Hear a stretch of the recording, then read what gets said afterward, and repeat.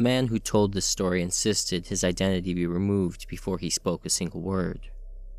Not blurred, not redacted after the fact, removed entirely. No name in the audio file, no initials, no job title beyond a single vague phrase, construction worker. He asked that his face never be recorded, that his voice be altered just enough to make it unrecognizable, and that the room be checked twice for recording devices before the interview began.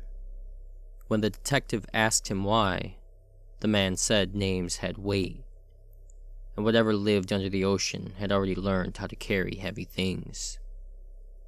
The underwater tunnel project was never meant to be public knowledge.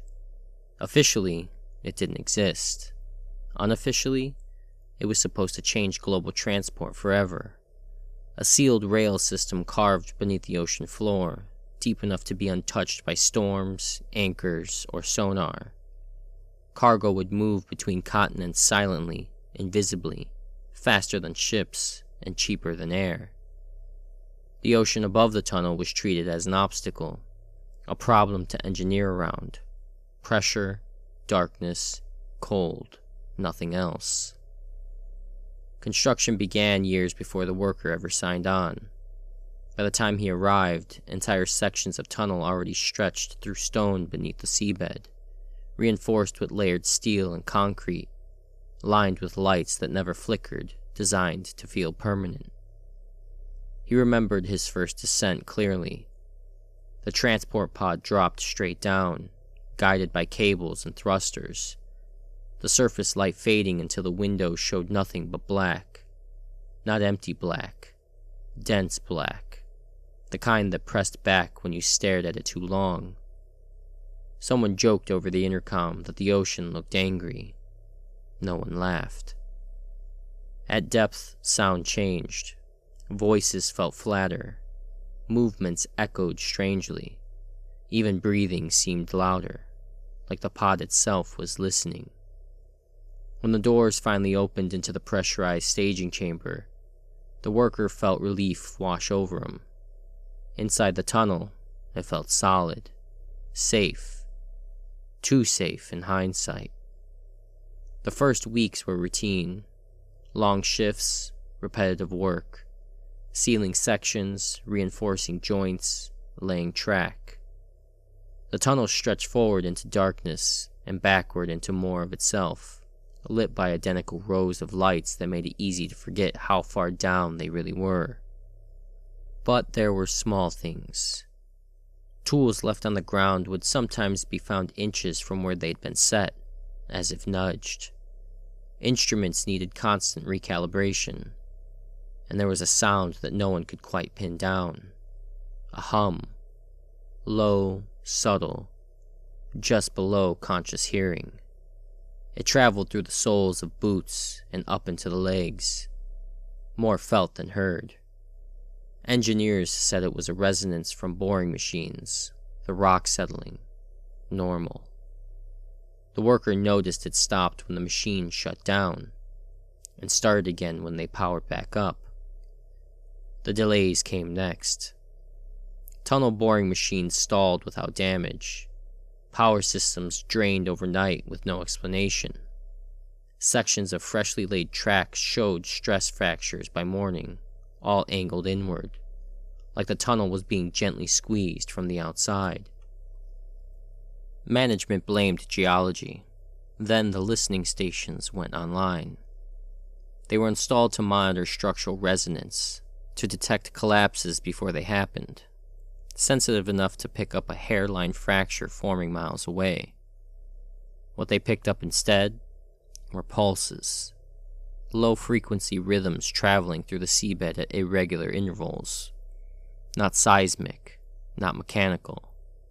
The pattern wasn't random, but it wasn't consistent either, like something adjusting its timing. The worker didn't need to look at the screens to know when the pulses were active. He felt them as a pressure behind his eyes, a sensation like standing too close to a massive engine, even when the tunnel was quiet. External cameras were deployed soon after. They were meant to inspect the tunnel's outer walls, to confirm there were no structural failures or unexpected formations pressing against the steel. The footage came back distorted, blurred, perspective warped so badly it made people nauseous to watch. The official explanation was visual interference caused by pressure differentials in particle matter. The footage was classified. The worker saw one unredacted frame by accident. Something was pressed flat against the tunnel wall, not gripping it, not clinging like a creature afraid of being swept away, resting against it, elongated forms layered over one another, pale against the dark water. They weren't moving in the frame, but their outlines weren't quite stable either, like they were adjusting to the tunnel's shape. After that, people started quitting. Some transferred out quietly. Others broke contracts and took the penalties without argument. One man walked into the tunnel, stood there for nearly an hour, then turned around and left without saying a word to anyone. Construction continued. Schedules slipped. Budgets swelled. Executives visited more often, walking the tunnel with forced confidence, ignoring the way their shoes echoed differently now. When the first unmanned test train was ready, it felt less like a milestone and more like a challenge. The train moved slowly, carrying inert cargo and sensor arrays. As it passed through the completed sections, the tunnel began to hum.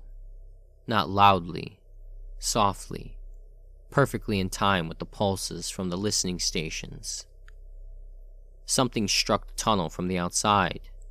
Once, then again. Each impact followed the train's progress exactly, pacing it mile after mile. External cameras went dark one by one, not all at once, but in sequence, like fingers pinching out lights. The worker was assigned to a maintenance crew sent in to inspect the damage. Inside, everything looked intact. No debris, no deformation. The tunnel walls were smooth, clean, unmarked. Yet, everyone walked differently. Shoulders hunched, steps cautious. Tools slid across the floor toward one side of the tunnel, slow and deliberate, as if drawn by something with patience. And then the pressure came. Not water pressure. Weight.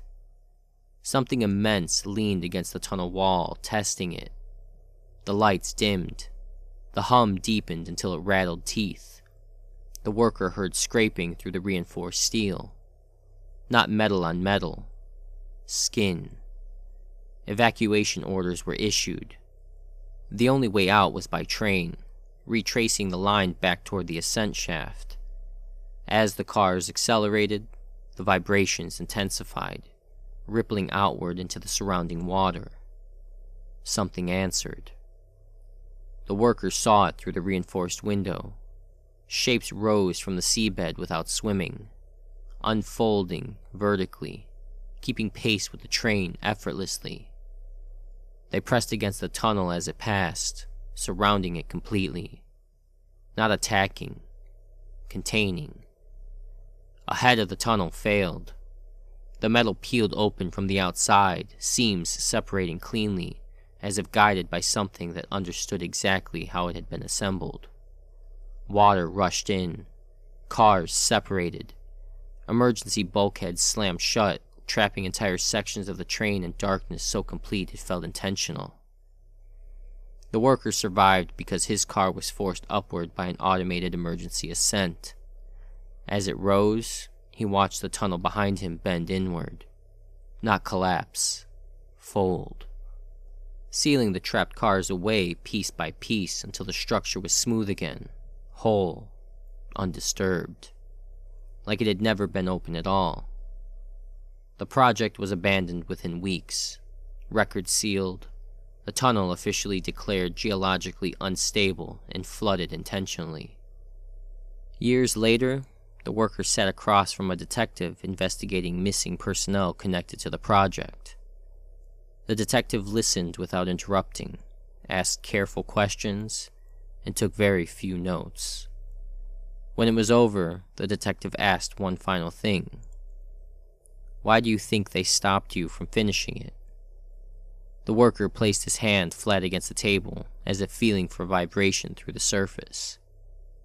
They weren't stopping the tunnel, he said. They were stopping the noise. The detective closed the file. The worker asked him not to reopen it. Because deep beneath the ocean, the tunnel doesn't lead anywhere anymore. It's already arrived. Sometimes, stories end when the telling stops. This one doesn't. If you want more accounts that were never meant to surface, subscribe to Midnight Delight, and return when the night is quiet enough to listen. Good night.